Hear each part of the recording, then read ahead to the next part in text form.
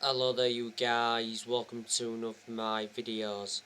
Manchester United abandon the Declan Rice pursuit over West Ham's 90 million valuation. We are looking at Declan Rice alternatives.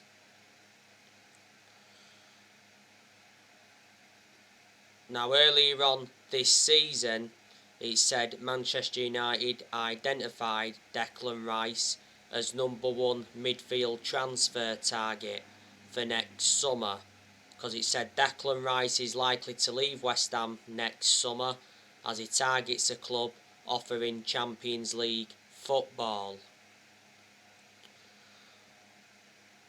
When the summer transfer window was open, it said Declan Rice was unhappy with West Ham's 100 million price tag. Rice has rejected a few contract offers at West Ham. He's got 3 years left on his contract with West Ham. Declan Rice has been at West Ham for a good 7 years or so he's remained loyal to them for a long time. Rice has made 136 appearances in the Premier League and scored like 5 goals. He's predominantly a holding midfielder, but he can also be deployed as a centre-half. Before West Ham, he was at Chelsea. He was in their youth setup for several years, but he never got into Chelsea's first team.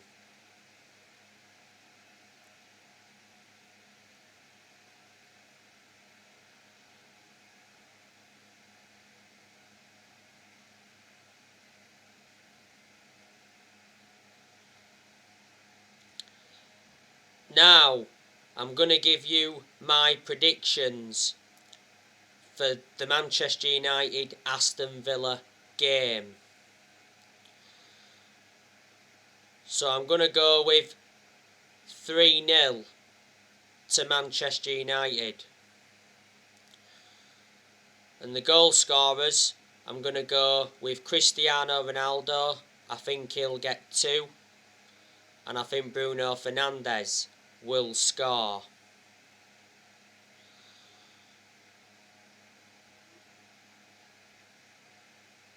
So that is your score prediction. Manchester United need to respond to the 1-0 loss against West Ham in the Carabao Cup.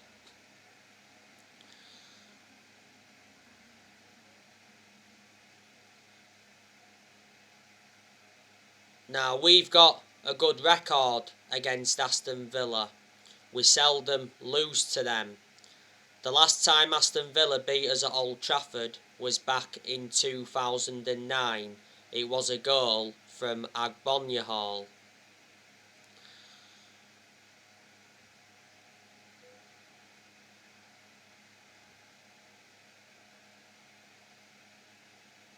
Aston Villa's current manager is Dean Smith. He's been Aston Villa manager now for almost 3 years. Aston Villa appointed Dean Smith in October 2018. Done a pretty good job at Aston Villa. Before Villa, he managed Walsall and he's managed Brentford before.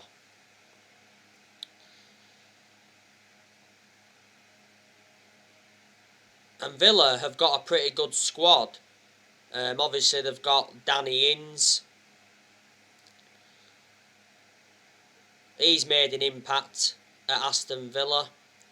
Aston Villa got Danny Ings in the summer transfer window from Southampton. Villa have also got Leon Bailey. He's done well at Aston Villa so far. Villa got him from Bayer Leverkusen in the summer transfer window. Leon Bailey has got an injury at the moment. Villa have also got Trezeguet. He's one of their key players. He's been out with injury. Another one of Aston Villa's key players is Ollie Watkins. I think he'll be in contention to play in this game. Villa have also got El Ghazi, he's another one of their key players. Bertrand Traore, he's also very, very good.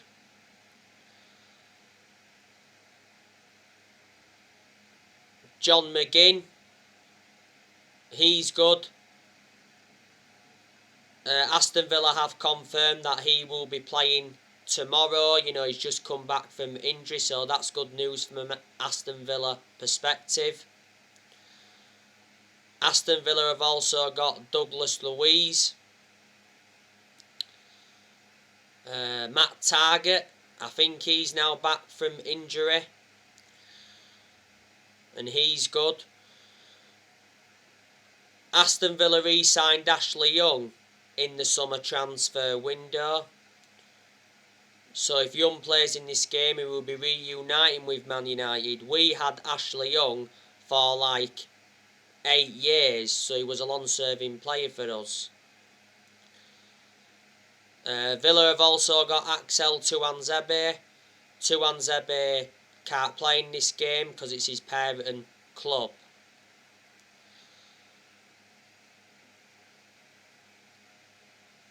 This season is Axel Tuanzebe's third loan spell with Aston Villa.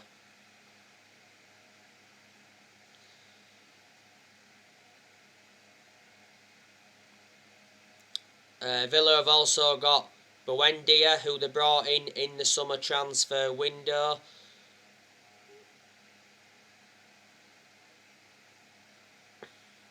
They've got Sanson, they brought him in back in January. He's been out with injury. Villa have got Davis, he's out with injury. Tyrone Mings, he's a very, very good centre-half. Don't forget Manchester United have been linked with him before. Aston Villa lost Jack Grealish in the summer transfer window. He went to Man City, but Villa received 100 million for him. They've lost a few players. Obviously, Tom Heaton left them in the summer transfer window on the free. Obviously, he came to us, did Tom Heaton. Now, last season, we beat Villa at Old Trafford 2-1. And we're beating them at Villa Park 3-1. We came from behind in that game.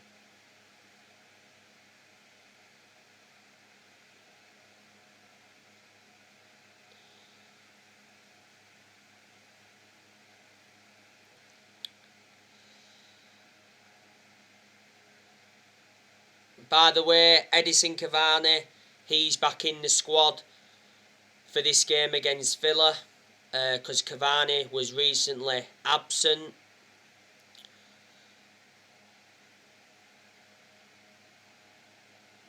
Marcus Rashford still remains out, but Rashford is close to returning. He said the other week that Marcus Rashford looked sharp in training after injury shoulder operation.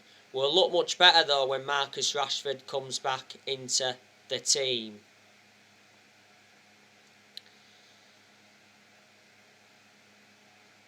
Solskjaer is expected to make 11 changes in this game. Solskjaer heavily rotated in the cup against West Ham.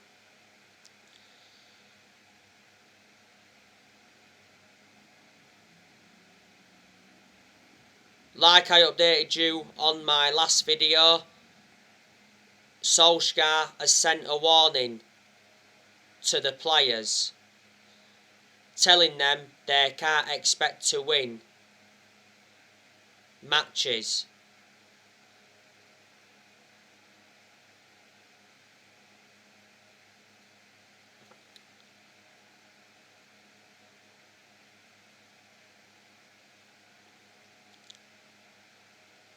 He said they have to work hard to achieve them.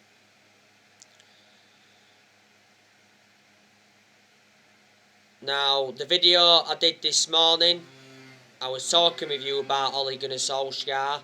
Ole Gunnar Solskjaer's job is safe for now.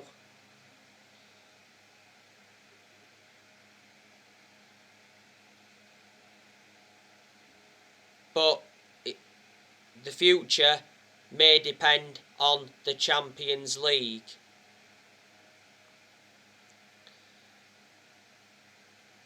We've enjoyed a very good start to the Premier League season. We have won 4 games out of 5 so far in the league. We are third in the Premier League. We are joint top on points with Chelsea and Liverpool. And I said I'm expecting Man United to enjoy a good season.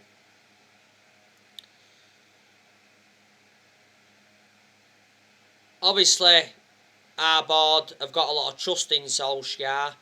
Obviously, in the summer, Solskjaer signed a new contract with the club until 2024.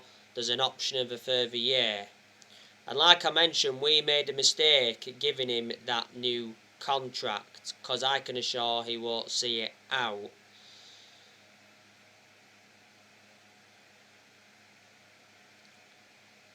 Solskjaer has to win a trophy this season to basically save his Man United job. If he doesn't win out this season, I think there's a very good chance he will get sacked. Solskjaer has not yet won a trophy as Man United manager. We haven't won a trophy since 2017, and that's nowhere near good enough to our standards. Last weekend, Solskjaer did say we must leave a legacy of silverware. Solskjaer's ambition for this season is to win the Premier League. We haven't won the Premier League since 2013. That's 8 years ago now. We have won 20 titles and 13 of them are Premier League titles.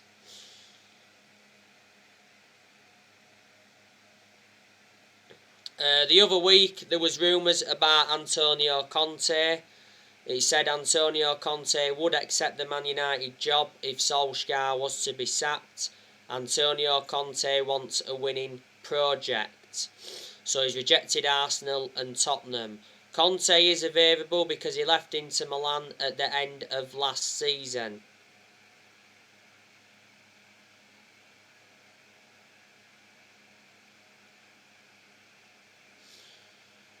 Conte's got a good pedigree behind him.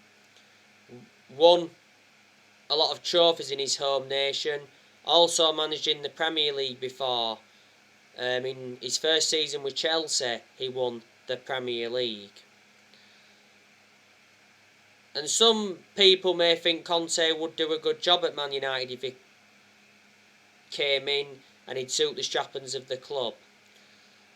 Obviously, there is some Man United fans that are Ollie out, reflecting on that loss against West Ham in the Carabao Cup. There was United fans demanding Ollie out the other week when we lost 2-1 to Young Boys. Ollie was accountable for that defeat against Young Boys because obviously the tactics were on and the substitutions were on, so I heavily criticised Solskjaer for that. But I reckon Solskjaer does deserve at least this season. This season is Solskjaer's 3rd full season as Man United manager.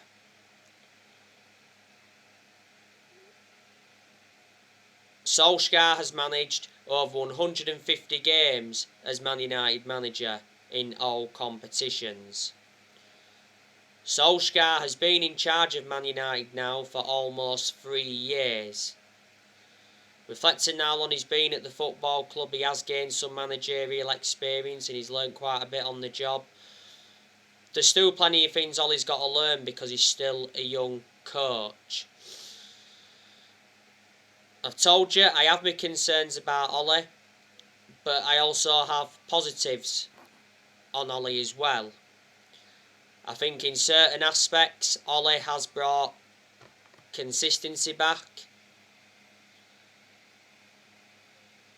I like the way Solskjaer develops the youth. Solskjaer has made good signings as Manchester United manager. So far, Solskjaer has signed 14 players.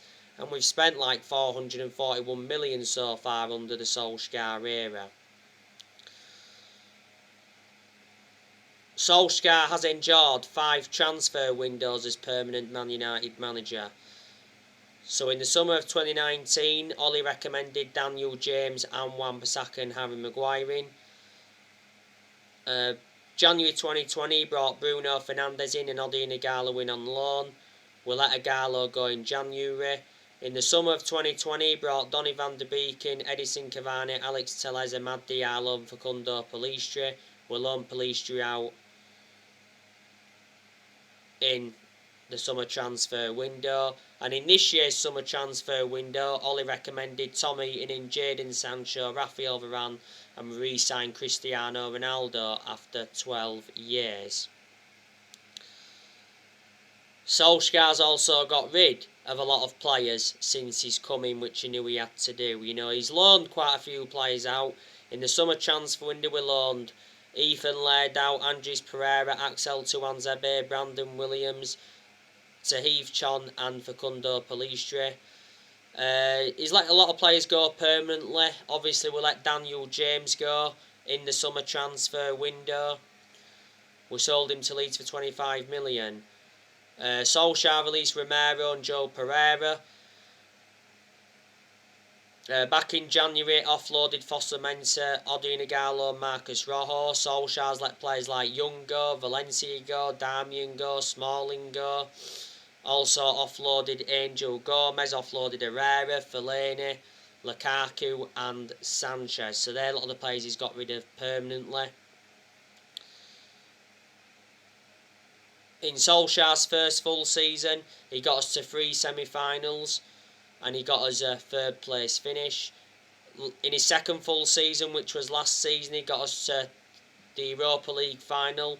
That was his first major final as Man United manager. Got us to the EFL Cup semi-final and also got us to the FA Cup quarter-final. Last season, got us a 2nd place finish in the Premier League.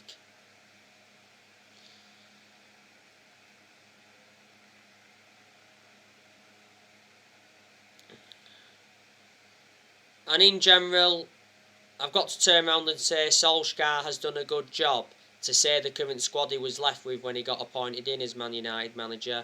I didn't expect Solskjaer to do as well as he has done, so in that aspect, I am shocked. So they are the positives.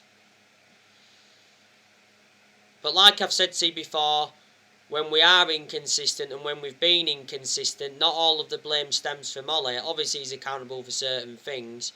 But obviously, there's certain players that have had to take responsibility because there's still some players at Man United that are not good enough to represent the club. And, you know, the board, they've been one of the biggest issues at the club for a long time. You know, like I said, the Glazers, the main reason they've been one of the biggest issues at the club for a long time is because they've put Manchester United in so much debt. The Glazers have been with us for 16 years. They purchased the club for 500 million back in 2005.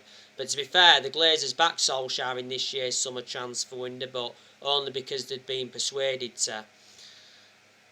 And Woodward, obviously, he's been one of the biggest issues at the club for a long time. Obviously, he was accountable for how poor our recruitment policy was for so long. Plus, we've overpaid for players in recent years.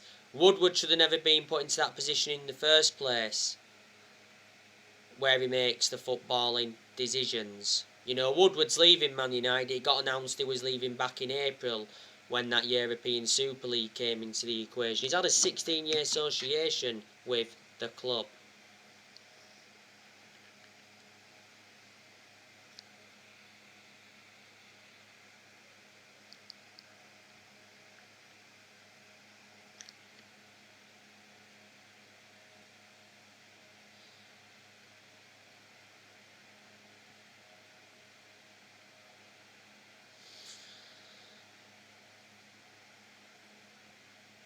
But Solskjaer is our best manager since Ferguson, despite me criticising him a lot during his managerial tenure.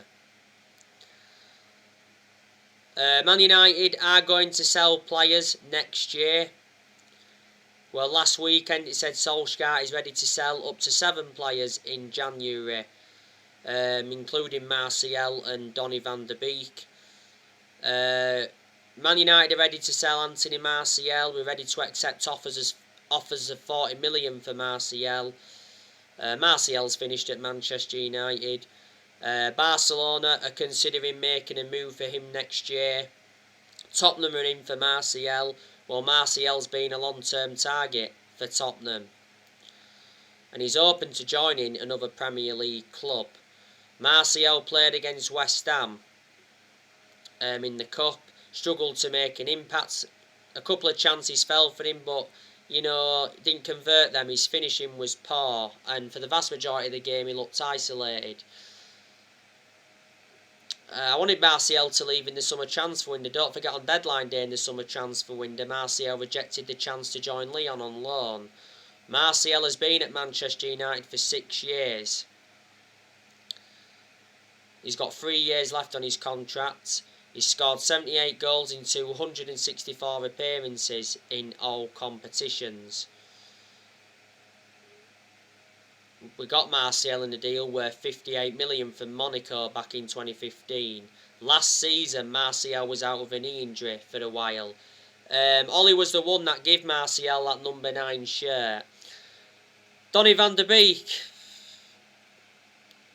He's not getting enough game time at Man United. Like I've said, Solskjaer needs to start Donny van der Beek in the Premier League. Because when he plays, you get the best out of him. Van der Beek played the full 90 minutes against West Ham in the Carabao Cup.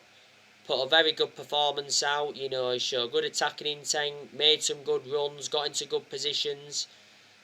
Set up a good chance for Greenwood with that lovely threaded ball. And defensively, he was good. He started against Young Boys the other week, but Solskjaer taking him off at half-time, and I criticised Solskjaer for that, because in the first half of that game against Young Boys, Van der Beek was our best player. Don't forget, Solskjaer rejected Donny van der Beek's exit because it said Everton were close to signing him on loan.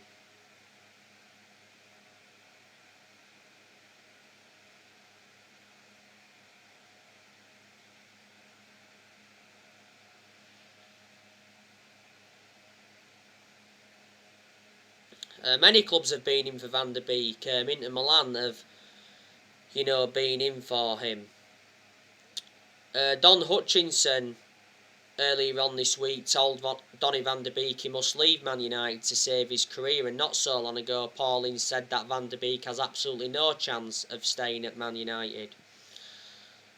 The other week, Van der Beek told Solskjaer his best position. Van der Beek reckons he will be best served operating as a number 6 or as a number 8. And Van der Beek's agent's done a lot of talking in recent weeks.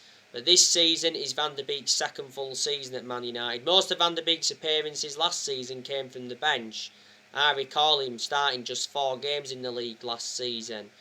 We got Van der Beek in a deal worth 40 million with add-ons included. Got a contract with Man United till 2025, and he's versatile. He can play in 3 different roles. Lingard, there's a good chance we're going to offload him in January. Lingard did play against West Ham in the Carabao Cup. Had some good chances. Got brought down in the box by Mark Noble. That should have definitely been a penalty. Even Solskjaer said that.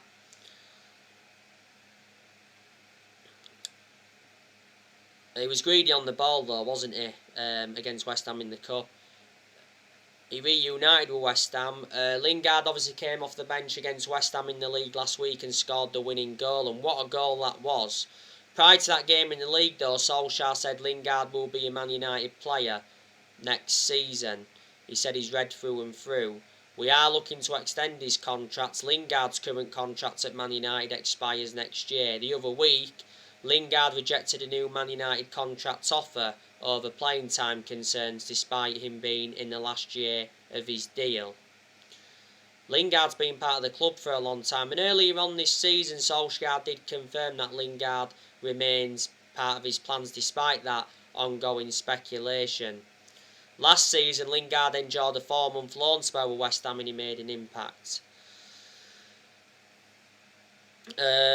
Jones, good chance we're going to offload him in January. Jones doesn't get in our 11 and he's always been inconsistent, hasn't he? Jones was part of the squad for the game against West Ham in the Cup but didn't play any part. This season is Phil Jones' 11th season at Man United. He's the only outfield player that's still with us from the Ferguson era. Maybe he could leave in January. Delors could be leaving in January and so too could Alex Telles. Probably some players will leave Man United at the end of the season. I'm expecting Juan Mata to leave at the end of the season when his current contract expires. Earlier on this year, Mata signed a 1-year contract extension. I'm expecting Cavani to leave at the end of the season as well. Could Paul Pogba leave next summer?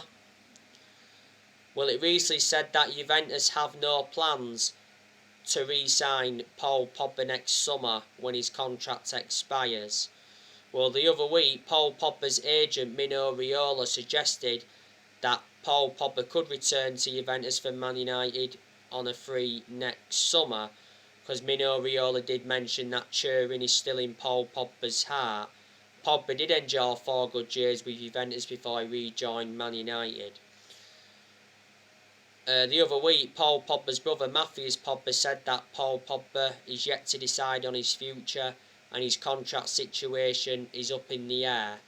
The Daily Express recently said that Man United are reportedly set to make Pogba the highest paid Premier League player of all time by offering him a long-term deal which would see him earn around £400,000 a week. Pogba receives $290,000 a week at the moment. Anyway guys, on my next video I'll be giving you my reaction to Ole Gunnar Solskjaer's press conference ahead of this game against Villa. So anyway guys, that's everything to update you today. Drop your comments, likes below on the channel if you do consider subscribe as always, and take care. God bless you all again very, very soon.